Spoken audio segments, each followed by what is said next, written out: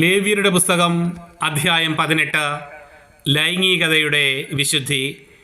കർത്താവ് മോശയോട് അരുളി ചെയ്തു, ഇസ്രായേൽ ജനത്തോട് പറയുക, ഞാൻ നിങ്ങളുടെ ദൈവമായ കർത്താവാണ്. നിങ്ങൾ വസിച്ചിരുന്ന ഈജിപ്ത് ദേശത്തെ ജനങ്ങളെ പോലെ നിങ്ങൾ പ്രവർത്തിക്കരുത്.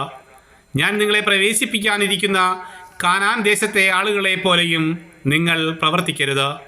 അവരുടെ ചട്ടങ്ങളനുസരിച്ച് നിങ്ങൾ വ്യാപരിക്കുകയുമരുത്.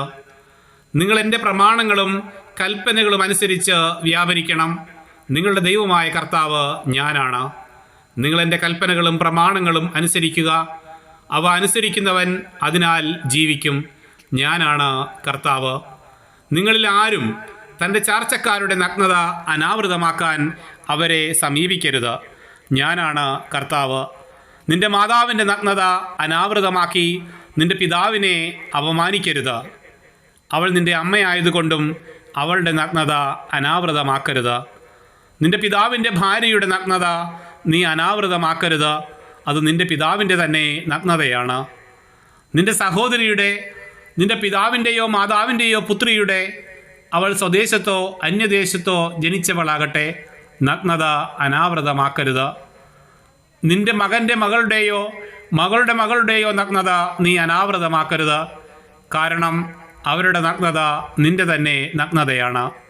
നിന്റെ പിതാവിൻ്റെ ഭാര്യയിൽ അവന് ജനിച്ച മകൾ നിന്റെ സഹോദരിയാണ്. നീ അവളുടെ നഗ്നത അനാവൃതമാക്കരുത്. നിന്റെ പിതാവിൻ്റെ സഹോദരിയുടെ നഗ്നത നീ അനാവൃതമാക്കരുത്. അവൾ നിന്റെ പിതാവിൻ്റെ അടുത്ത ചാർച്ചക്കാരിയാണ്. നിന്റെ മാതാവിൻ്റെ സഹോദരിയുടെ നഗ്നത നീ അനാവൃതമാക്കരുത്. അവൾ നിന്റെ മാതാവിൻ്റെ അടുത്ത ചാർച്ചക്കാരിയാണ്. നിന്റെ പിതൃ സഹോദരനെ അവൻ്റെ ഭാര്യയുടെ നഗ്നത അനാവൃതമാക്കി അപമാനിക്കരുത്. അവൾ നിന്റെ ചാർച്ചക്കാരിയാണ്. നിന്റെ മരുമകളുടെ നഗ്നത നീ അനാവൃതമാക്കരുത്. കാരണം അവൾ നിന്റെ പുത്രൻ്റെ ഭാര്യയാണ്. അവളുടെ നഗ്നത നീ അനാവൃതമാക്കരുത്. നിന്റെ സഹോദരൻ്റെ ഭാര്യയുടെ നഗ്നത നീ അനാവൃതമാക്കരുത്. അത് നിന്റെ സഹോദരൻ്റെ നഗ്നതയാണ്. ഒരു സ്ത്രീയുടെയും അവളുടെ തന്നെ മകളുടെയും നഗ്നത നീ അനാവൃതമാക്കരുത്. അവളുടെ പുത്രൻ്റെയോ പുത്രിയുടെയോ മകളുടെ നഗ്നത നീ അനാവൃതമാക്കരുത്. അവർ അവളുടെ അടുത്ത ചാർച്ചക്കാരികളാണ്. അത് അധർമ്മമാണ്. ഭാര്യ ജീവിച്ചിരിക്കുമ്പോൾ അവളുടെ സഹോദരിയുടെ നഗ്നത അനാവൃതമാക്കി അവളെ നീ പരിഗ്രഹിക്കരുത്. ആർത്തവം നിമിത്തം അശുദ്ധയായിരിക്കുന്ന സ്ത്രീയുടെ നഗ്നത നീ അനാവൃതമാക്കരുത്. നിന്റെ അയൽക്കാരൻ്റെ ഭാര്യയോട് കൂടെ ശയിച്ച് അവൾ നിമിത്തം നീ അശുദ്ധനാകരുത്. നിന്റെ സന്തതികളിൽ ഒന്നിനെയും മോളേക്കിന് ബലിയർപ്പിച്ച് ദൈവനാമത്തെ അശുദ്ധമാക്കരുത്. ഞാനാണ് കർത്താവ്. സ്ത്രീയോടുകൂടെ എന്നതുപോലെ പുരുഷനോടുകൂടെ നീ ശയിക്കരുത്. അത് മ്ലേച്ഛതയാകുന്നു. സ്ത്രീയോ പുരുഷനോ മൃഗങ്ങളുമായി ലൈംഗിക ബന്ധത്തിലേർപ്പെട്ട് തന്നെ തന്നെ അശുദ്ധമാക്കരുത്. അത് ലൈംഗിക വൈകൃതമാണ്. ഇവയിലൊന്നുകൊണ്ടും നിങ്ങൾ അശുദ്ധരാകരുത്. ഞാൻ നിങ്ങളുടെ മുൻപിൽ നിന്ന് അകറ്റിക്കളയുന്ന ജനതകൾ ഇവ മൂലം തങ്ങളെ തന്നെ അശുദ്ധരാക്കിയിരിക്കുന്നു. ആ ദേശവും അശുദ്ധമായിരിക്കുന്നു. അതിൻ്റെ അകൃത്യത്തിന് ഞാൻ അതിനെ ശിക്ഷിക്കും. അത് അതിലെ നിവാസികളെ പുറന്തള്ളുകയും ചെയ്യും.